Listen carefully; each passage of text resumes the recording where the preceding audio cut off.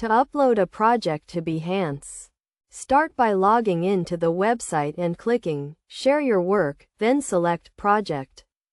This will allow you to upload a project, and you can choose from various options such as images, text, photo grids, videos, audio, embeds, Lightroom projects, prototypes, or 3D models. For this example, select Video, Audio, and choose the file you want to upload from your computer.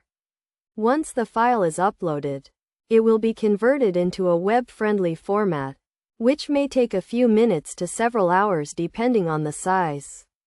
While waiting for the upload to process, you can edit the project by clicking on Styles and Settings, or proceed by scrolling down and clicking Continue. Next, upload an image to serve as the project cover or thumbnail, and select one from your computer. After uploading the image, give your project a title, add relevant tags, and specify the tools used. You will also need to categorize your project, which is a required step. Additionally, set the project's visibility, choosing from options such as Everyone, Private, or Link Only if you have the Pro version.